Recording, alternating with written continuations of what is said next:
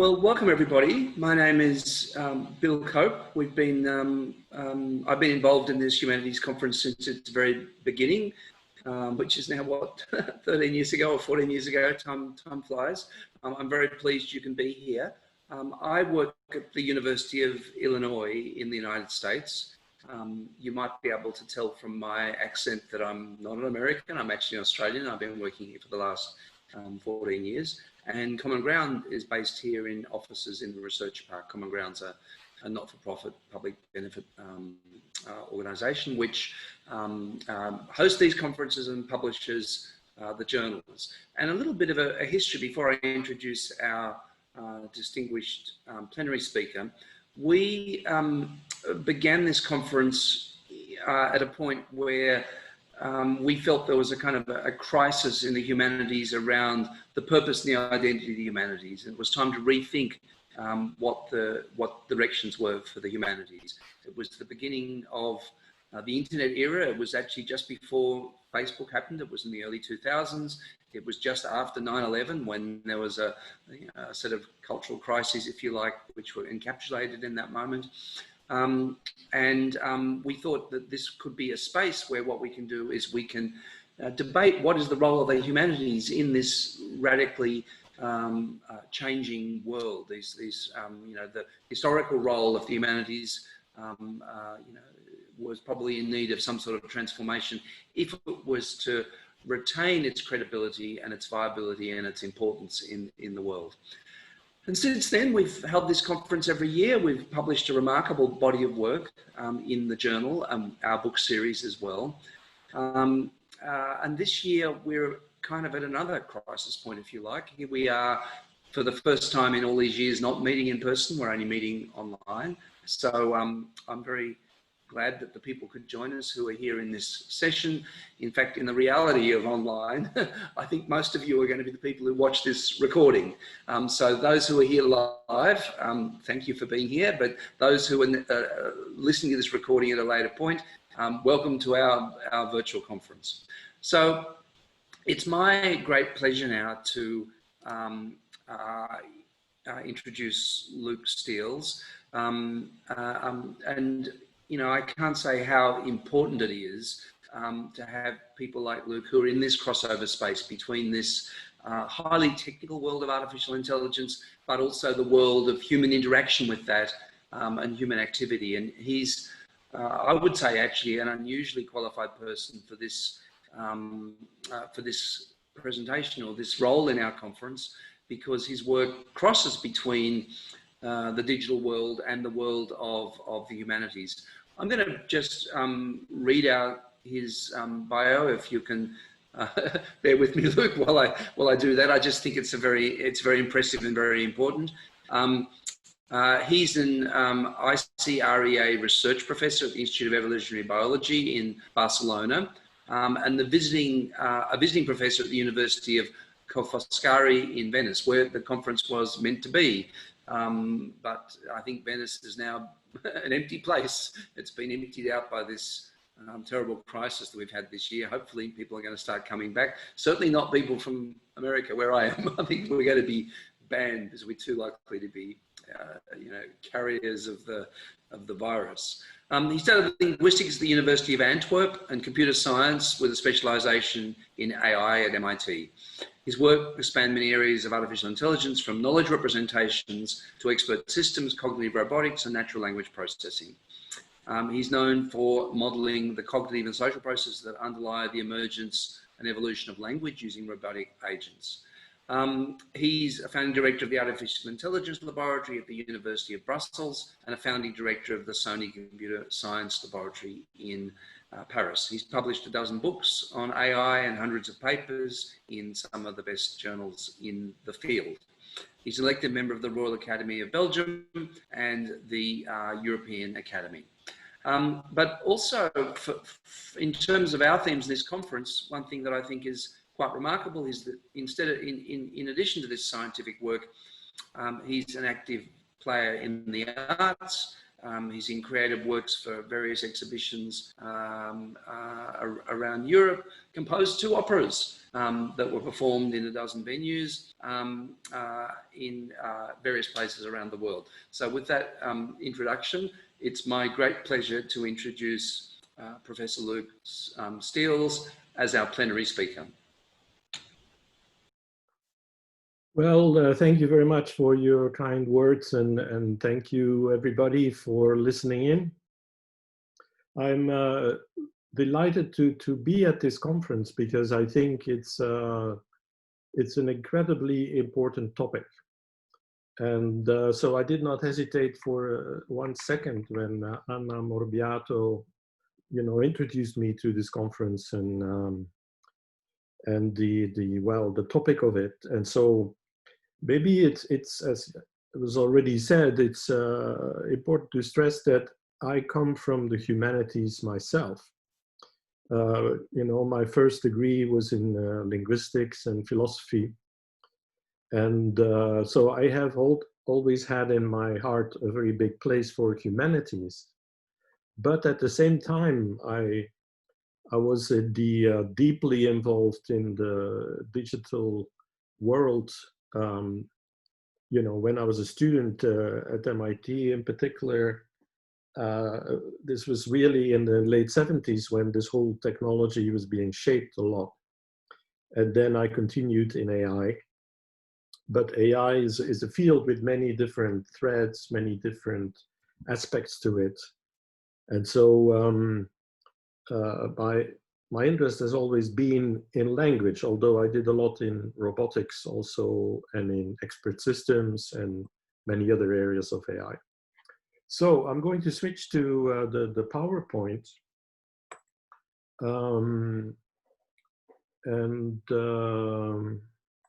So I'm going to share my desktop here. Okay, I hope you can all see it.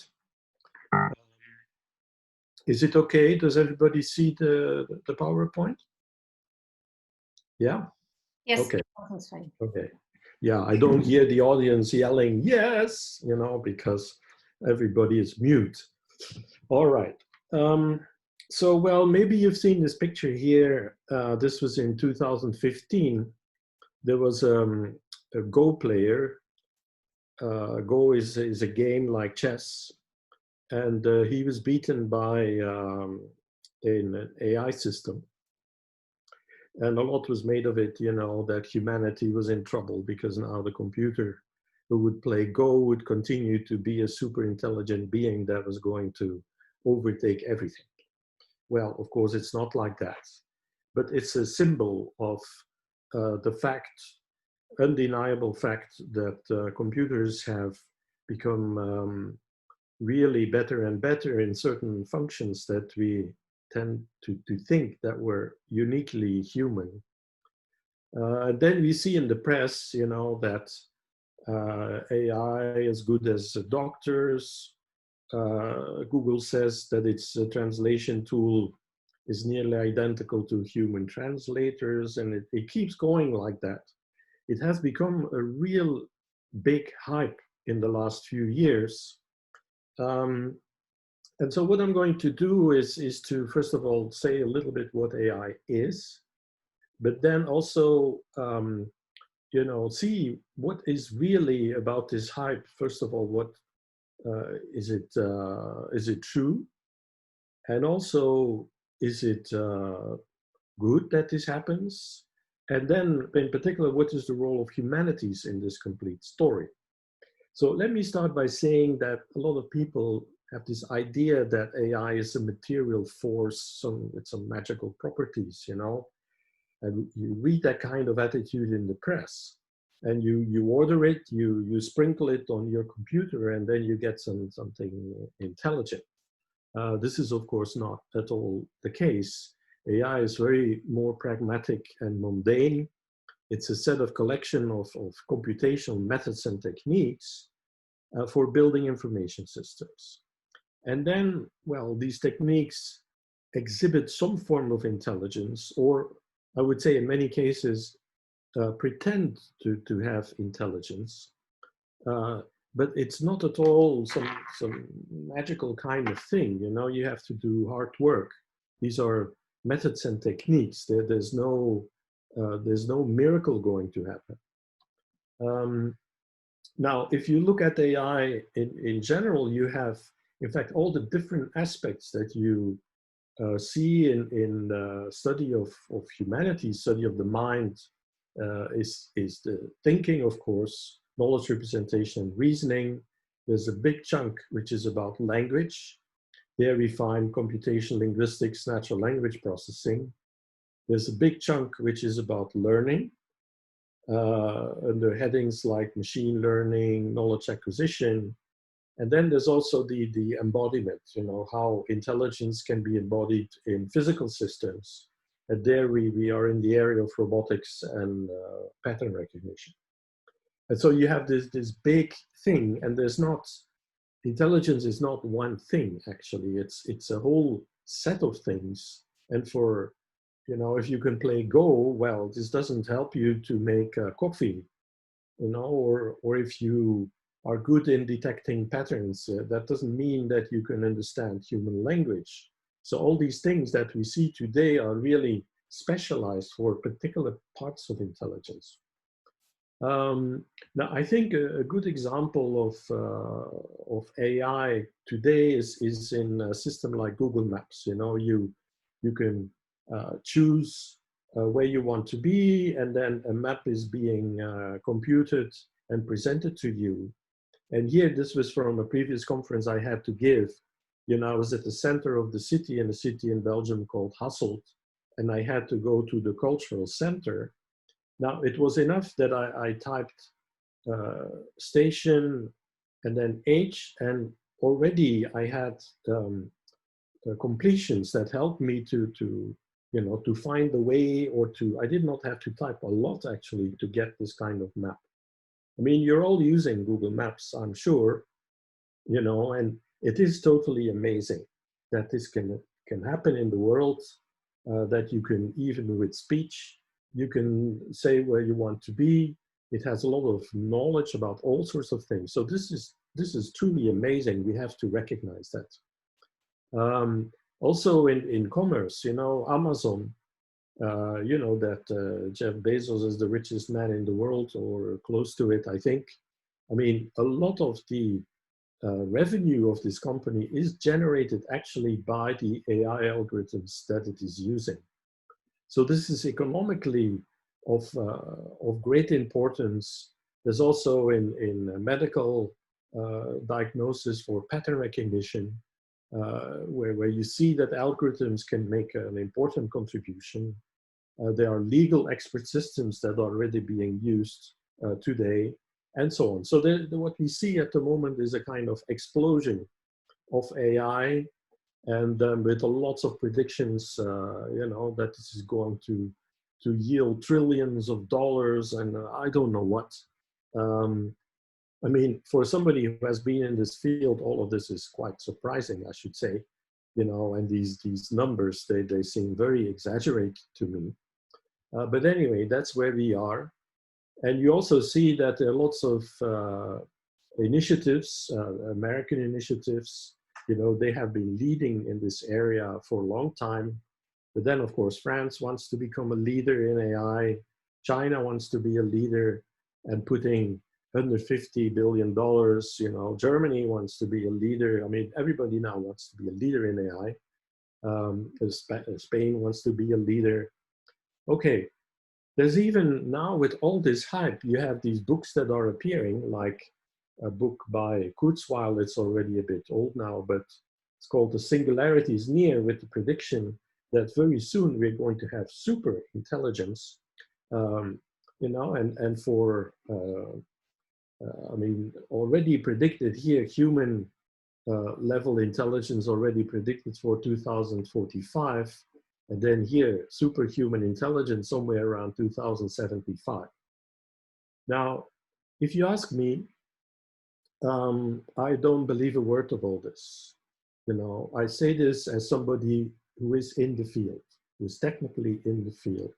I mean, these are predictions made in this case by philosophers, or by people who actually are very, they are very intelligent. I mean, the philosophers and the physicists and the entrepreneurs like Elon Musk and so on, they are very smart people, but they are not in the field. So they don't really understand, where we are and what the problem is. And so part of my talk is going to be about what is the problem actually? How far do we really are? And then, of course, there is the issue, which is coming up more and more, that if indeed we are expecting superhuman intelligence and all of this, what does it mean for us? What does it mean for humanity? So, questions are being posed about these algorithms making decisions, whether robots will replace people in insurance companies, for example, or in action, in work of all sorts. So you see all these kinds of stories. So I understand that people are getting worried. This is based, of course, on this idea that there will be super intelligence, which I think is not true. But anyway, you see all this in the press, you see all this happening. And also, there's a real danger because people in power, they think, oh, we can use AI so we don't need these office workers anymore. Or we can make social decisions based on what AI systems are doing. But actually, even if these AI systems are not super intelligent at all, they are being used, they are being deployed. And so if you're not careful, then we get into problematic situations precisely because these systems are not intelligent in the way that humans are intelligent. So I'd like to show that to you.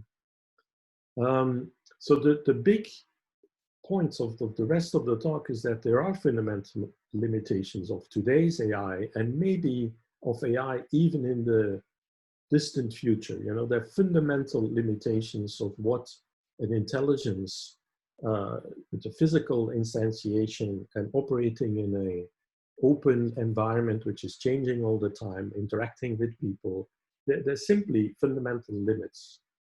And so because of that, there's this danger of these hype, of overstating what AI can do. In my opinion, there's an urgent need, but really a very urgent need for humanity researchers to get involved with AI in a much more serious way. I mean, and I'm going to say why and how that could be.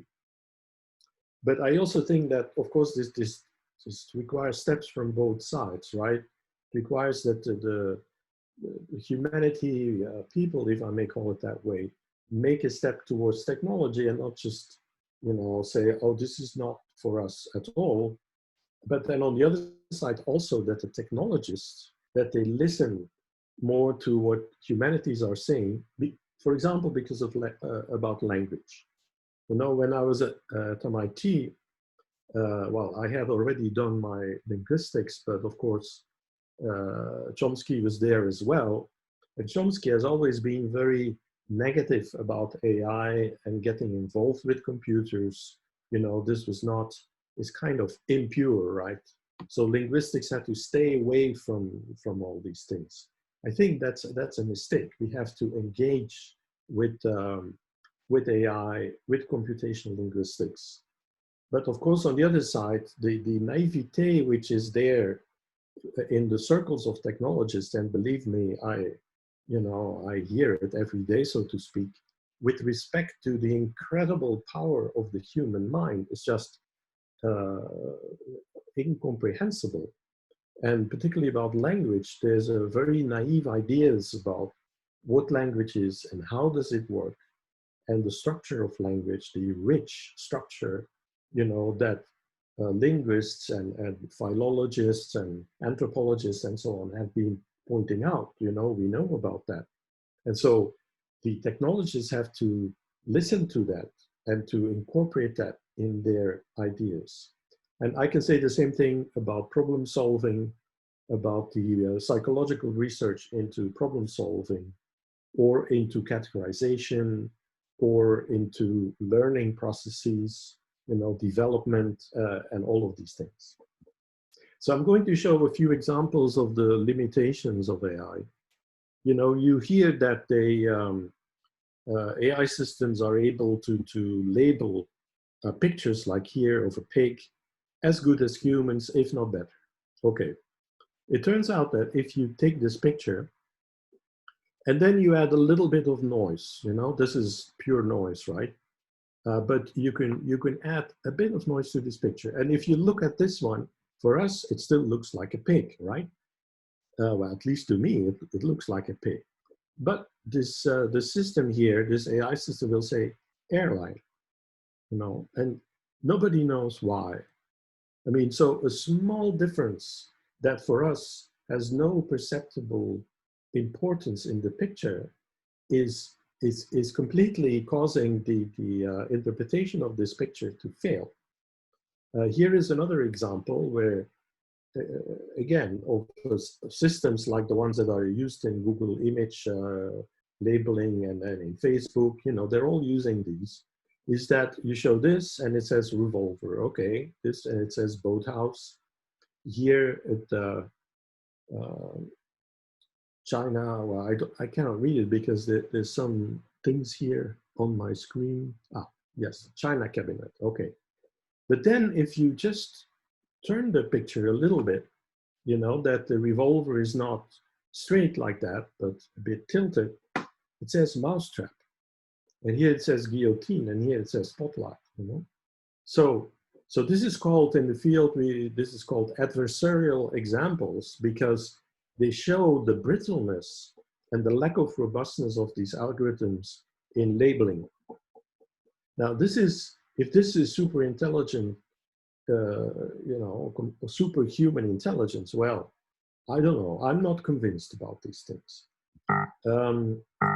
Here is another example. This is from translation.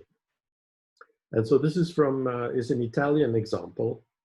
And in Venice, well, first of all, it's not true that Venice is empty, Venice is very full at the moment. But you see here one of these cruise ships that are hated by the people of Venice, and that run into one of the sides of the canal, destroying the boat and the canal and everything. So Venetians do not want these cruise ships. But then here is a little story, and this is the Italian, and this is the translation of it.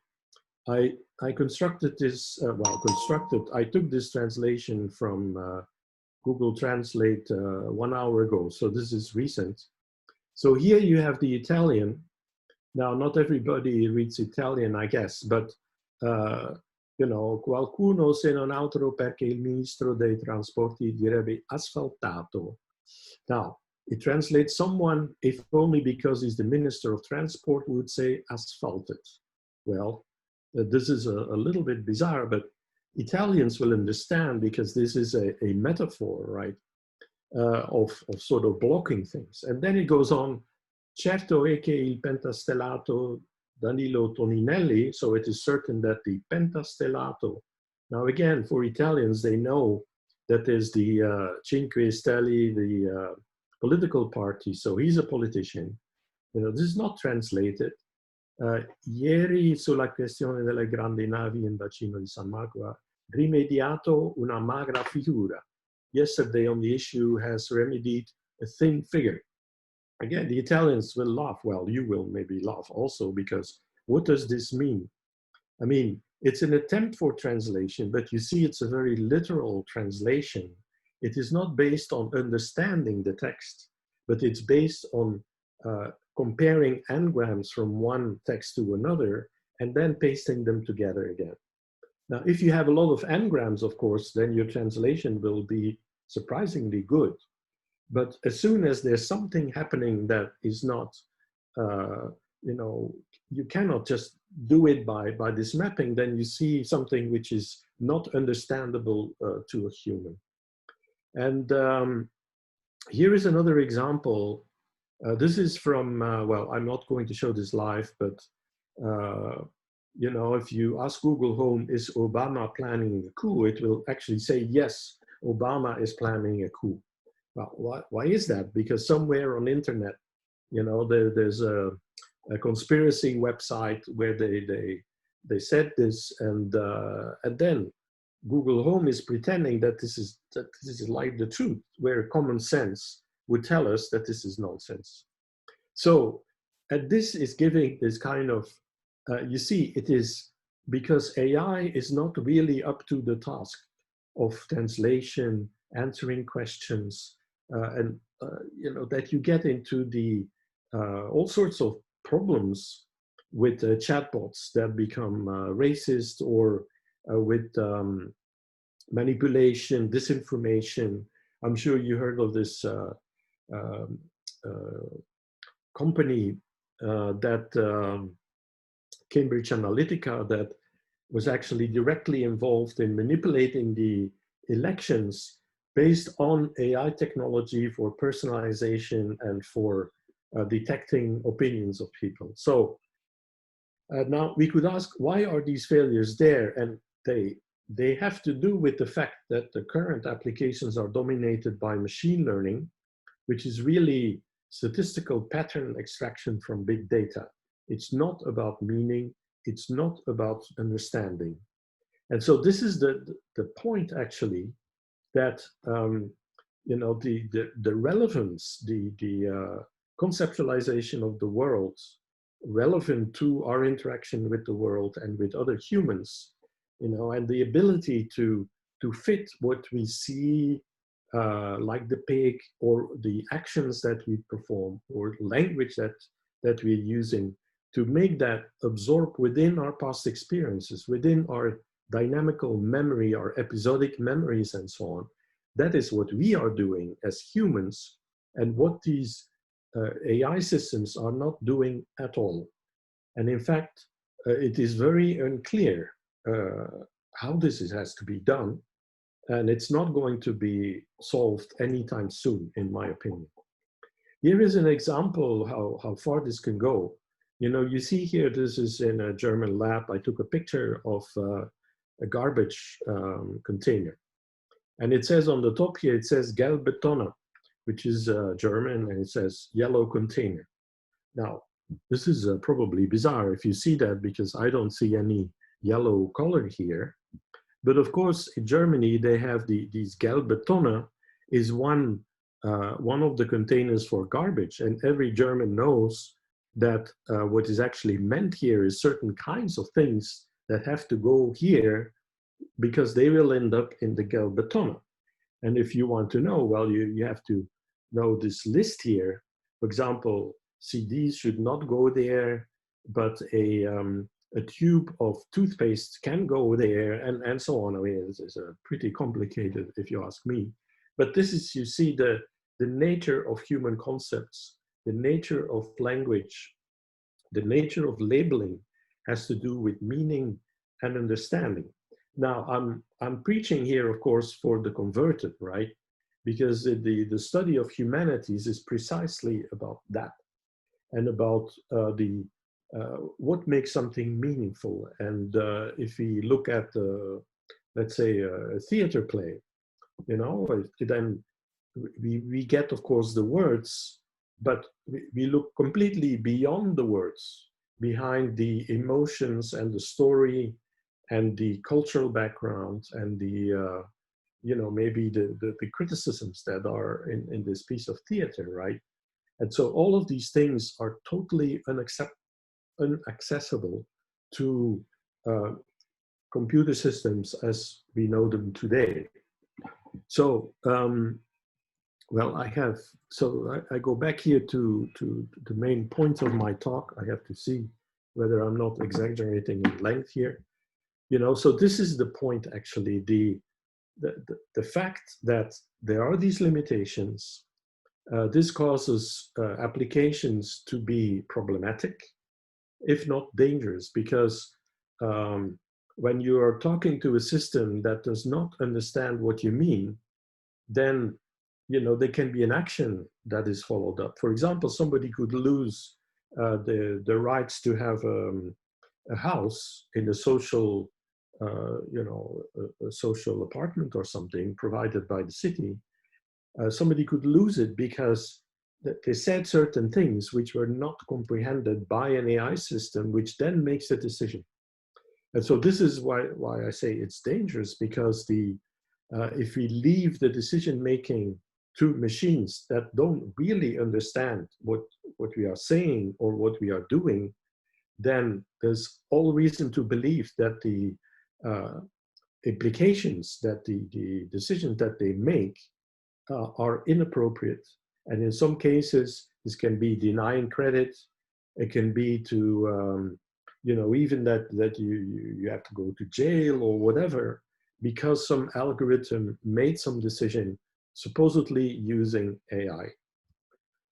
There's another thing also. I mean, if you look on social media, then there are certain governments, but also companies that are using social media to find out what people think and then act on the basis of that thinking.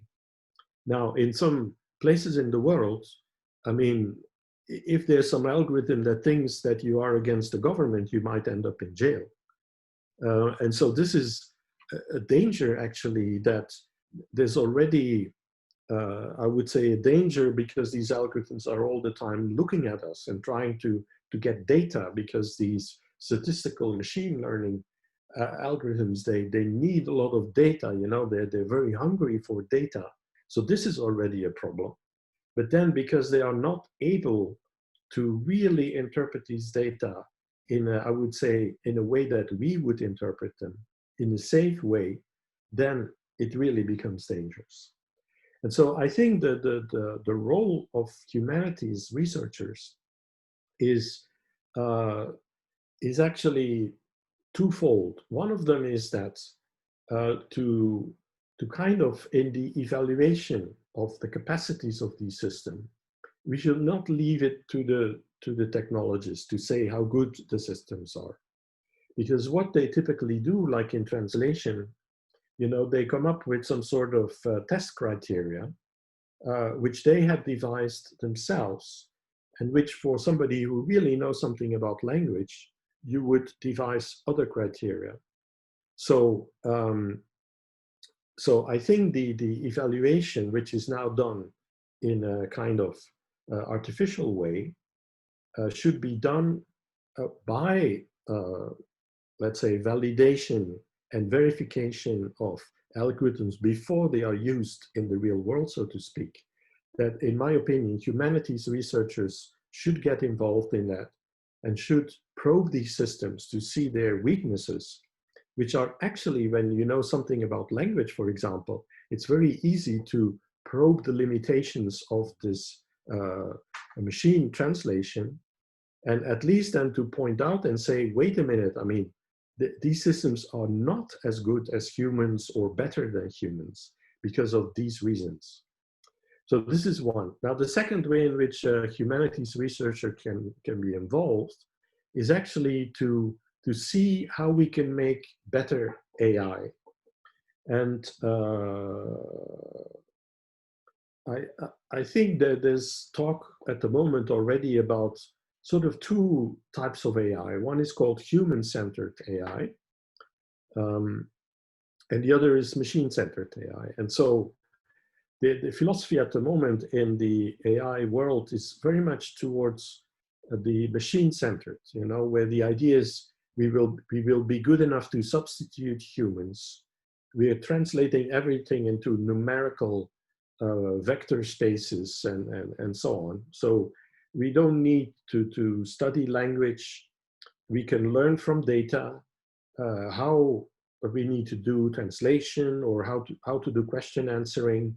And so, and these algorithms, they are in fact black boxes. They are statistical derived pattern recognition machines, which are very effective as long as the data that was used to train these machines is very similar to the task in which they are exercised. So in translation, it means that let's say the weather report, because you have a lot of weather reports, you know, and translations, let's say from English to French in Canada and all that.